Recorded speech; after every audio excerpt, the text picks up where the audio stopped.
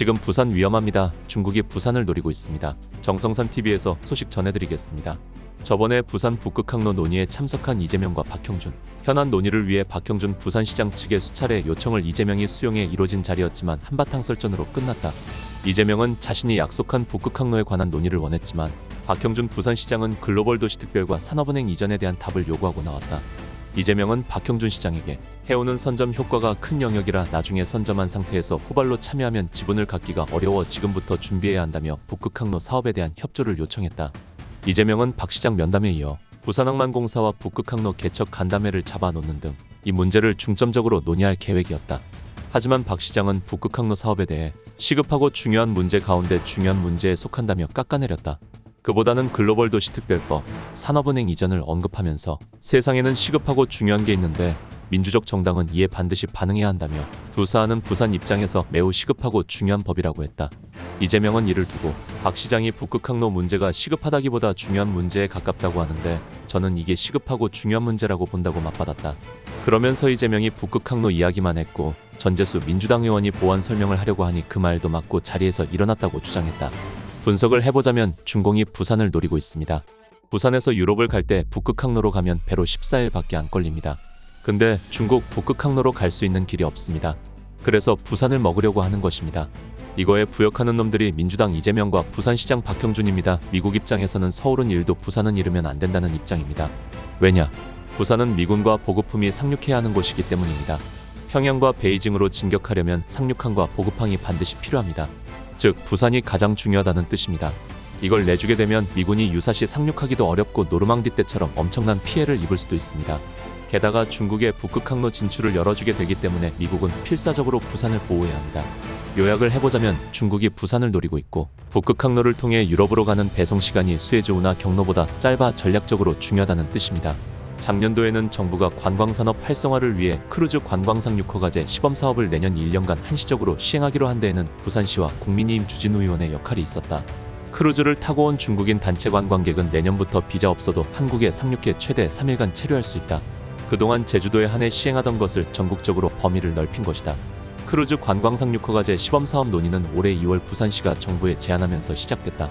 이어 민주당은 또 법안을 발의했습니다. 대통령 권한대행은 대통령 목 헌법재판관을 임명할 수 없고 국회가 선출하거나 대법원장이 지명한 재판관만 임명하도록 하는 법안이 더불어민주당에서 발의됐다. 이 법안이 시행될 경우 대통령 목 헌법재판관들의 임기가 끝나도 대통령 권한대행은 후임 재판관을 임명할 수 없다. 당장 다음 달 문재인이 지명했던 문영배 헌재소장 권한대행과 이미선 재판관이 퇴임한다. 김용민 더불어민주당 의원은 이날 대통령 권한대행은 국회에서 선출한 재판관 3명과 대법원장이 지명한 재판관 3명만 임명할 수 있도록 하는 헌법재판소법 개정안을 대표 발의했다.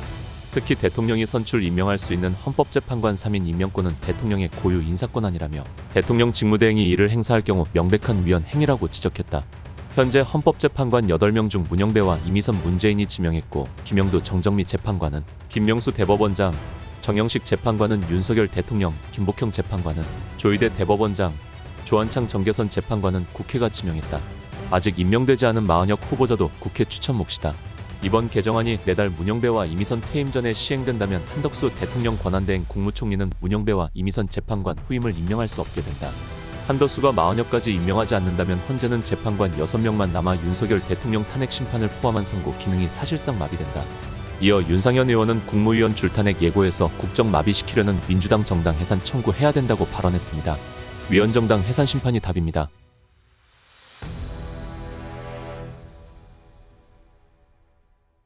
북한 정찰자산 최초 공개. 김정은 AI 무인 기술 강조하고 북한이 정찰자산을 처음으로 공개했다. 김정은은 최근 무인항공기술연 합체와 탐지전자전 연구 집단의 국방과학연구 사업을 지도하고 인공지능 기술 등을 강조했다. 조선중앙통신은 김정은이 무인항공기술연 합체와 탐지전자전 연구 집단의 국방과학연구 사업을 지도했다고 전했다. 통신은 시험에서는 각이한 전략 대상들과 지상과 해상에서의 적군의 활동을 추적 감시할 수 있는 탐지 능력을 갖춘 신형무인 전략정찰기의 혁신적인 성능이 확증됐다며 다양한 전술 공격 임무 수행에 이용할 수 있는 자폭 무인기들의 타격 능력이 남김없이 과시됐다고 보도했다. 북한 매체가 이날 공개한 사진을 보면 김정은은 피스아이와 유사한 공중통제기에 직접 탑승해 내부에서 동행한 군 간부들을 여러 지시를 내렸다.